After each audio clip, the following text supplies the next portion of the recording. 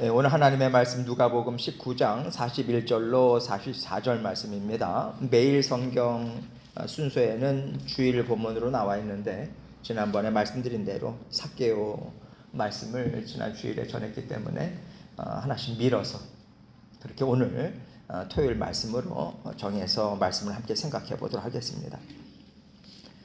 제가 읽습니다. 가까이 오사 성을 보시고 우시며 이르시되 너도 오늘 평화에 관한 일을 알았더라면 좋을 뻔하였거니와 지금 너의 눈에 숨겨졌도다.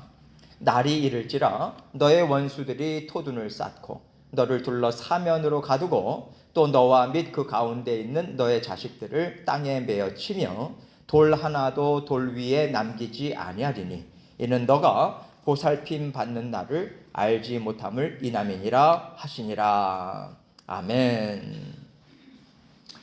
이제 하나님께서 예수님과 함께 십자가 대속의 구원 역사를 이루실 날이 정말 얼마 남지 않은 그런 시점입니다. 예수님께서 예루살렘을 입성하실 때는 이 분명한 목적을 가지고 예루살렘에 들어서는 건데요. 예수님을 쫓아오는 군중들은 예수님이 예루살렘에 왜 들어오는지조차도 사실은 잘 알지 못합니다. 제대로 이해를 못하죠. 이들은요, 예수님께서 지금까지 정말 많은 말씀들을 지속적으로 주셨어요. 제자들에게도 순환 예고를 십자가 고난과 죽으심에 대해서도 이미 3번씩이나 반복해서 말씀을 하신 상황입니다. 그런데 예수님께서 사실은 공생의 사역을 시작하면서부터 제자들도 그렇고 군중들도 그래요. 자신들의 원함, 기대감, 어떤 간절함, 이것을 가지고 예수님의 말씀을 받아들인단 말이죠. 예수님의 말씀을 가지고 자신들의 기대나 갈망함을 조절하고 다스려 나가야 되는데 그게 오히려 역으로 된 거예요. 그래서 그들은 원하는 대로 지금 이 모든 일들을 해석을 하고 있단 말입니다. 예수님께서 살아계셔서 그들 앞에서 직접 하나님의 말씀을 하나님이 전하시는 거잖아요. 그런데 그 말씀을 가르치고 일을 이루어 가셔도 살아계신 하나님을 못 봅니다. 또 하나님께서 그들에게 주시고자 하시는 말씀 또한 제대로 알아듣지 못하죠. 이게 사람입니다. 사람의 마음에 아무리 하나님께서 살아계셔서 역사하심을 보여주시고 또 말씀을 우리 귀에 들려주셔도 제대로 인식을 못해요. 그 당시에 군중들처럼 메시아 하나님이 앞에 계심에도 불구하고 하나님임을 인식하지 못합니다. 구원자임을 인식하지 못해요. 예수님께서 우리에게 이것을 가르쳐 주신다고 생각합니다. 하나님께서 하나님의 사랑, 하나님의 뜻, 하나님의 완전하신 계획, 이것을 담아서 우리에게 일을 준다 할지라도 세상살이에 그런 치여서 살다 보면 또 내 마음이 앞서가다 보면 또 우리가 추구하는 것에 집중하다 보면 하나님의 일을 제대로 보지 못한다. 그 일에는 하나님께서 지금 우리가 받아 누려야 하는 뜻이 있거든요. 반드시 있습니다. 이거 못 봅니다. 따라가지도 못하고요. 따라가지 못하니 엉뚱한 방향으로 하나님께서 인도하신다라고 하는 것으로 믿고 다른 방향으로 가기가 참 쉽상이라는 거예요. 정말 두려운 마음으로 받아들여야 되는 것이고요. 이것이 결정적으로 보여지는 것이 오늘 본문 말씀입니다. 오늘 본문 전 내용을 보면요. 예수님께서 예루살렘에 입성하시기 전에 두 제자를 맞은편 마을로 보내십니다. 그래서 저기 가면, 저 마을로 들어가면 나귀 새끼가 매어 있을 거야. 주인께서 쓰시겠다라고 말을 하면 거기 있는 사람이 내어줄 것이다. 이렇게 말씀을 하신단 말이죠. 그래서 두 사람은 무슨 뜻인지를 잘 알지는 못하지만 어쨌든 순종해서 마을로 가서 정말 보니까 나귀 새끼가 묶여져 있는 거예요. 그래서 그것을 풀어서 가지고 오려고 하니까 어떤 사람이 왜 그것을 푸느냐고 하니까 주인께서 쓰시겠다. 그렇게 전하라고 하신다 하니까 그냥 내어주었어요. 여러분 정말 놀라운 일이죠. 돈도 주지 않았는데 누가 나귀 새끼를 내어주겠습니까? 이 일이 벌어지니까 제자들로서는 아주 흥분이 되는 거죠. 야, 이 땅의 모든 것이 다 주님 거 맞구나. 주님께서 쓰시겠다 하면 다 내어줄 수밖에 없는 거구나. 예수님이 정말 이스라엘의 왕 맞다. 이런 생각으로 지금 아주 신이 난 거예요. 그래서 자신들의 겉옷을 벗어서 나귀 새끼 위에 등 위에 얹어놓고 예수님을 태우고, 다른 제자들은 자신의 겉옷을 또 길에 깔고, 수많은 사람들은 나와서 종려나무 가지를 흔들고, 그렇게 예루살렘에 입성하는 예수님을 대환호를 합니다. 이제 새로운 왕이 곧 서겠다라고 하는 생각을 가지고 이렇게 하는 거죠. 그런데 41절 말씀을 보세요. 가까이 오서 성을 보시고 우시며. 여기 운다라고 하는 것은요, 흐느껴 운다는 것이 아니라 대성통곡을 한다라고 하는 것입니다. 예수님께서는요, 이제 이스라엘 나라에 닥칠 것을 지금 내다보시는 거예요. 그 성에서, 예루살렘 성에서 일어날 일을 생각하면서 마음에 얼마나 괴로우신지, 안타까우신지, 정말 그들이 얼마나 불쌍한지 대성통곡을 합니다. 왜냐하면 예수님은요, 이스라엘 나라를 강건하게 세우시고 기름지고 그렇게 흥청망청 사는 나라로 우리 예수님은 세우실 계획이 전혀 없으시거든요. 예수님께서 이 땅에 오셨는지 이해하지 못하고 끝끝내 받아들이지 않는 사람들이 받아 누리게 되는 그러한 자리가 어떠한 것인가, 이것을 내다보시니까 세상에서 정말 슬피 일을 가는 그 삶을 살아갈 수밖에 없는 그들을 내다보시니까 우리 예수님은 이제 마음이 너무 아프신 거예요. 하나님과 백성들을 이어주시기 위해서 오셨잖아요. 그러니 예수님이 이 심정이, 예수님의 마음은 여기 가 있고 백성들의 마음은 여기 가 있으니 좁혀지질 않으니 이게 얼마나 안타까웠겠습니까? 그래서 42절에 이렇게 말씀하세요. 이르시되 너도 오늘 평화에 관한 일을 알았더라면 좋을 뻔하였거니와 지금 너의 눈에 숨겨졌도다. 예수님께서 이 땅에 오신 이유가 무엇입니까? 하나님과 백성들을 평화시키기 위해서, 화평하게 하기 위해서 오셨잖아요. 예수님께서 일부러 가리셨다든지 하나님이 가리신 일이 아닙니다. 그 평화를 주러 오신 예수님을 받아들였다면 그들은 화평함을 맛보았을 거예요. 완전한 기쁨, 완전한 즐거움을 예수님 안에서 누리면서 하나님 나라를 정말 보았을 것입니다. 그런데 그들은 끝끝내 그 평화를 주러 오신 분을 내치잖아요. 평화를 결국은 맛보지 못한다는 거죠. 이 이야기를 지금 하고 계신 거예요. 그러면서 이제 머지않아 있을 일에 대한 예언의 말씀을 또 하시면서 궁극적으로 종말의 때를 또 암시하시면서 이런 말씀을 하세요. 43절로 44절입니다. 날이 이를지라 너의 원수들이 토둔을 쌓고 너를 둘러 사면으로 가두고 또 너와 및 그 가운데 있는 내 자식들을 땅에 메어 치며 돌 하나도 돌 위에 남기지 아니하리니 이는 너가 보살핌 받는 날을 알지 못함을 이남이니라 하시니라. 날이 이를지라, 환난의 때, 하나님께서 다 정해주신 그때에 이스라엘 백성들이 엄청난 환난을 겪는 거예요. 실제로 일어났습니다. AD 70년에 예수님께서 승천하신 이후에 몇십 년이 지나서 바로 이 일이 일어났죠. 로마 군대가 예루살렘 성을 포위합니다. 예루살렘은 수도잖아요. 이미 다른 데는 다 회파시켜버리고 예루살렘 성과 성을 완전히 그 흙으로 둔덕을 높이 쌓는 거예요. 고사작전입니다.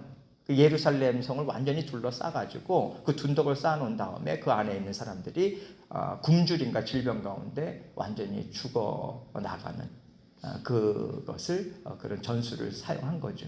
실제로 일어났고요. 엄청난 사람들이 죽임을 당하죠.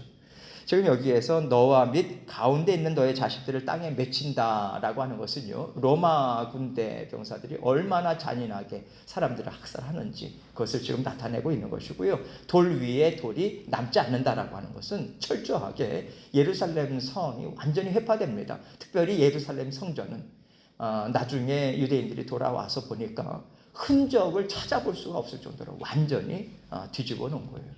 실제로 일어난 일이죠. 그러면 이스라엘 나라가 이렇게 회파되고 이스라엘 백성들이 이 정도의 고초를 당하게 된 이유가 무엇인가? 예수님은 분명하게 그 이유를 말씀해 주고 계시죠. 이는 너가 보살핌 받는 날을 알지 못함을 인함이라. 하나님께서 지금까지 이스라엘 백성들을 얼마나 지극정성으로 보살펴 주셨습니까? 지금 구원 역사를요, 하나님께서는 지속적으로 선지자들을 보내셨어요. 침례 요한도 그런 맥락에서 보내신 것이고, 마지막에 메시아이신 하나님의 독생자 예수 그리스도까지 보내신 것 아니겠습니까?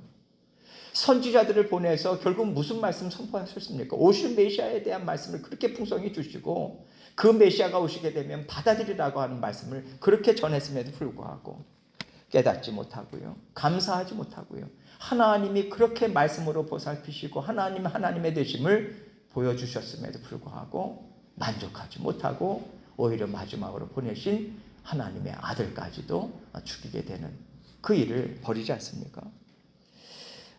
그래서 그 선지자들이 전한 말씀을 듣고 마음에 새겼다면 예수님께서 오셨을 때, 야, 이분이야말로 하나님께서 보내시겠다고 하신 메시아, 그분 맞구나, 받아들였을 것이다.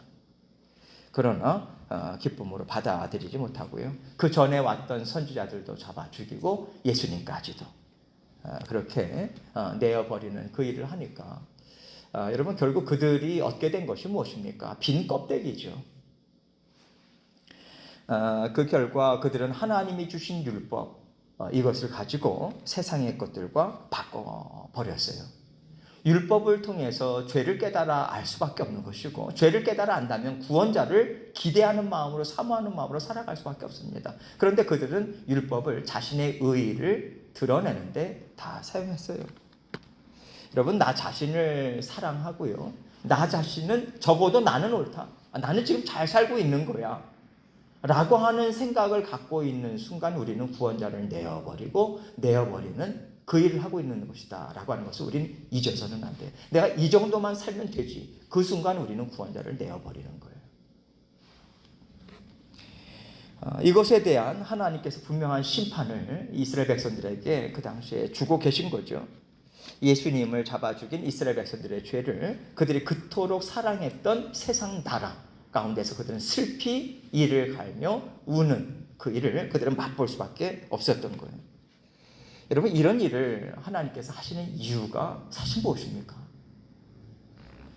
이스라엘의 구원을 위해서 그러신 것 아닙니까? 예수는 구원자 맞다, 메시아 맞다, 이것을 분명하게 드러내신 거예요. 이것을 분명하게 이스라엘 백성들에게 선포하신 것인데, 정작 그들은 여전히 받아들이지 않습니다. 오늘날까지도. 오히려 주변의 이방인들이요, 하나님이 선포하신 그 심판의 말씀, 하나님께서 말씀하신 그 예수를 메시아로 받아들이고 구원의 삶을 살기 시작하잖아요. 거기에 수많은 이방인들이 이제는 하나님께서 열어놓으신 생명의 길을 힘있게 달려나가고 있습니다. 그 가운데 우리가 들어가 있는 것이고요. 이런 사실을 통해서 우리가 무엇을 깨달아 알아야 되겠습니까? 우리가 하나님을 안다, 나 구원 받았어, 이 자리에서 안주하면 큰일 난다는 거예요. 큰일 난다. 영생을 얻었으니까 이제는 이 땅에서 편히 살아도 되겠지, 참으로 우둔한 생각이라고 하는 것을 우리가 생각해야 돼요. 우리가 구원을 받았습니다. 영원한 심판을 받지 않아요. 그건 맞습니다. 그런데 우리가 놓치지 말아야 될 것은, 예수님께서 나를 어떠한 마음으로 대속의 죽으심을 죽으셨는가. 육신을 입고 이 땅 위에 정말 낮은 자리까지 오셨어요. 그뿐이 아닙니다. 그 몸을 찢으셨어요. 마지막 피 한 방울까지 남기지 않으셨습니다. 발가벗겨지는 수치스러움을 다 당하셨어요. 가시면류관을 쓰는 고초를 당하셨고요, 십자가 대속의 죽으심을 죽으신 그 예수 그리스도의 심정, 우리를 어떠한 심정으로 사랑하셨기에 그 자리까지 갔는가, 이 심정을 우리는 지금 갖고 살고 있는가, 이것을 우리는 놓치는 순간 우리는 바리새인들과 별반 다를 것 없는 삶을 우리는 살아갈 수밖에 없는 거예요. 여러분 보세요. 바리새인들이 하나님의 백성이라는 선민의식을 가지고 살았습니다. 그러면서 그들은요, 하나님의 말씀을 받았다고 생각했어요. 그런데 그들이 하나님의 말씀을 완전히 버린 게 아니었습니다. 그럼에도 불구하고 하나님의 심정을 쏙 빼버렸어요. 빼버리고 겉으로만 지키는 것을 통해서 구원은 자동적으로 온다. 자신의 의의를 자랑하고요. 여러분, 우리도 마찬가지예요. 우리가 받은 구원에서 우리 예수 그리스도의 그 심정, 하나님의 심정, 그 심정은 우리가 그렇다면 이 땅 위에서 어떤 심정, 그 심정을 알았다면 우리가 어떤 삶을 살아야 되겠는가? 이것을 성령께서 우리가 깨달아 알게 해주시고요. 깨닫지 못할 수가 사실은 없는 거죠. 우리가 예수님의 심정, 하나님의 마음만 쏙 빼놓고 예수님께서 주신 구원만 받아들인다면 우리는 아무런 하나님 앞에서 정말 가치 있고 그러한 삶을 우리는 살아가지 못하는 거죠. 우리가 주일 예배 드립니다. 헌금 생활하죠. 봉사합니다. 헌신합니다. 희생하죠. 이렇게 살아야 된다. 저것은 하지 말아야 된다. 철저히 지킨다 할지라도 우리를 위해서 정말 쏟아부으신 예수님의 심정, 그것을 우리 마음에 간직하고 살아가지 않는 한은 우리는 율법주의자들과 다를 게 없어요. 율법주의자들이 붙잡은 것이 무엇입니까? 나는 이렇게 한다. 나는 저거 한다. 그거 아니었습니까? 우리는 그러나 예수님의 심정을 생각해요. 예수님께서 나를 이렇게 사랑하셨는데, 예수님께서 이런 고초를 당하셨는데, 예수님께서 이러한 고초를 어떠한 마음으로 나를 위해서 이 고초를 다 당하셨는가? 말씀을 읽으면서 성령께서 깨닫게 해주시네요. 그렇지, 이 마음이지. 그렇지, 이 마음 내가 붙잡아야지. 놓치지 말아야지. 성령께서 주시는 대로 이 마음 붙들고요. 나에게 무엇을 바라실까? 이것을 생각할 때, 이 예수님의 심정을 생각할 때, 이러한 하나님의 마음을 생각할 때, 그래, 나에게 이러한 일들을 허락해 주신 하나님 감사합니다. 네, 예수님의 심정으로 내가 이 일도 감당하겠습니다. 그 마음을 잃지 않고 이것 또한 감당하겠습니다. 네, 그 마음 생각하니 내가 이것을 할 수가 없겠습니다.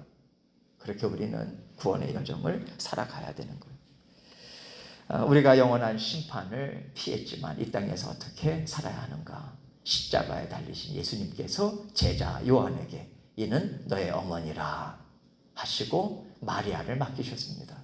그 이후로 제자 요한은 예수님의 어머님이신 마리아를 자신의 어머님으로 모시고 살아가죠. 이것이 우리에게 하나님께서 기대하시는 바예요. 내 자녀들을 너희에게 맡긴다. 너의 어머니야. 너의 아버지야. 너의 형이야. 너의 누이야. 너의 동생이야. 땅끝까지 복음을 전하고 내 사랑으로 그들을 품어라. 사랑해라. 너에게 맡겨준 영혼들을 하나님께서 맡겨주신 가족으로 사랑해라. 내가 너를 사랑한 것 같이 너희도 서로 사랑해라. 하나님께서 이 말씀 주시고 예수님께서 이 심정을 우리에게 알려주셨어요. 이 심정으로 우리는 하나님의 나라 세워가는 것입니다. 이 심정을 우리의 마음에 담고 살기를 하나님께서는 원하세요. 그러실 때 하나님께서 우리를 보실 때마다 활짝 웃으실 것입니다. 참으로 기쁜 마음으로 날마다 하나님께서 우리를 보실 때마다 기쁘어서 즐거운 환한 웃음을 웃으시는 그러한 인생길 신앙여정 걸어가시는 저와 여러분이 되시기를 주님의 이름으로 축원합니다.